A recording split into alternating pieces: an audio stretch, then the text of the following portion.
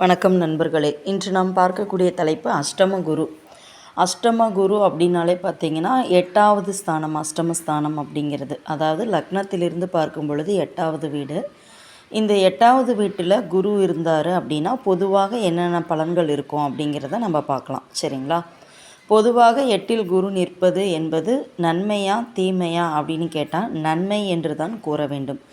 ஏன்னு பார்த்திங்கன்னா 8வது வீடு அப்படிங்கிறது கண்டிப்பாக உங்களுக்கு தெரியும், ஆயுள் ஸ்தானம் இல்லைங்களா? ஸோ அந்த வீட்டில் குரு இருக்கும் பொழுது சம்மந்தப்பட்ட ஜாதகர் நீண்ட ஆயுளோடு வாழக்கூடிய அமைப்பு என்பது உருவாகும். அதாவது ஒரு 70-80 வயசு வரைக்கும் நல்லா வாழ்கிறக்கூடிய வாழ்க்கை அப்படிங்கிறது அவங்களுக்கு அமையும். ஆயுளுக்கு மட்டும்தானா அப்படின்னா மற்ற இதரப்பிற விஷயங்களுக்குமே இது நல்ல அமைப்பு தான். சரிங்களா? என்னென்ன விஷயங்கள் அப்படின்னு சொல்லி பார்த்தீங்கன்னா, முதல் தரமாக இது ஆயுளை நீளமாக கொடுக்கும்னு நான் சொல்லியிருந்தேன் இல்லைங்களா? ஸோ அந்த ஆயுள் எப்படி போகும் அப்படின்னு பார்த்தீங்கன்னா, நல்ல வாழ்க்கை.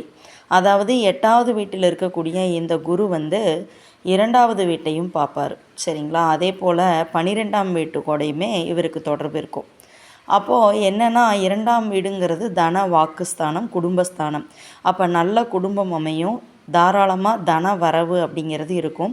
ஒரு மனிதனுக்கு என்னதான் நற்பண்புகள் இருந்தாலும் பணம் என்பது தான் அவனுடைய வாழ்க்கையில் அவனுக்கு கிடைக்கக்கூடிய பெயர், புகழ், நிம்மதி எல்லாத்தையுமே தீர்மானிக்குது இல்லைங்களா?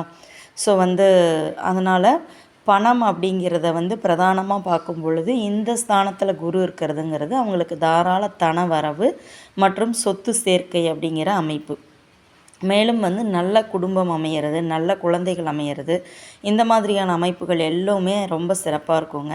அதே போல் 12ஆம் இடம்ங்கிறதும் பார்த்திங்கன்னா கட்டில் சுகத்தை குறிக்கும், அதே போல் தூக்கத்தையும் குறிக்கும். அப்போ நல்ல நிம்மதியான தூக்கம் என்பது இந்த சம்மந்தப்பட்ட நபருக்கு கிடைக்கும் என்று சொல்லலாம். அதே போல் நல்ல இல்லற சுகம் நிறைந்த வாழ்வு அப்படின்னு சொல்லலாம்.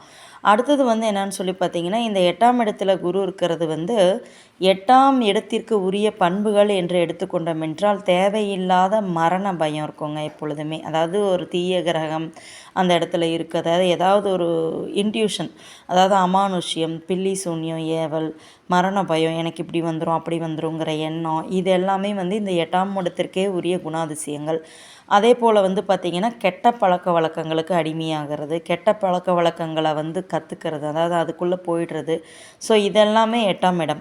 அப்போ இங்கே போயிட்டு குரு இருக்கும் பொழுது என்ன பண்ணுவார் அப்படின்னு பார்த்தீங்கன்னா, இந்த கெட்ட பழக்க வழக்கங்கள்லேருந்து கண்டிப்பாக அவங்க என்ன சொல்கிறது தள்ளி இருப்பாங்க. அவங்களுக்கு அந்த பழக்க வழக்கங்களே ஏற்படாதுன்னே சொல்லலாம்.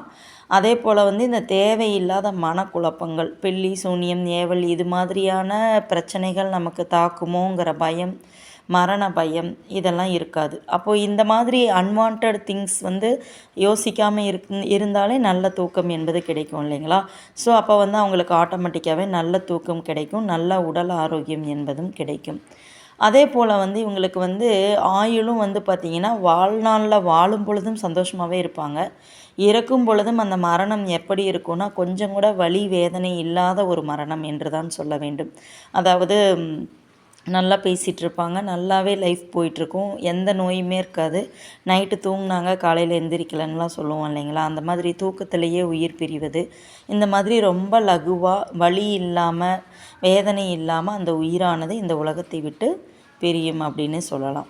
ஸோ இது மாதிரி அஷ்டமஸ்தானத்தில் குரு இருக்கிறது அப்படிங்கிறது பொதுவாக மிகுந்த நல்ல பலன் தானே தவிர எந்த வகையிலையும் தீயது என்று நாம் எடுத்துக்கொள்ள முடியாது. ஆக அஷ்டமஸ்தானத்தில் குரு இருப்பது என்பது மிகுந்த சிறப்பையே கொடுக்கும். நன்றி நண்பர்களே.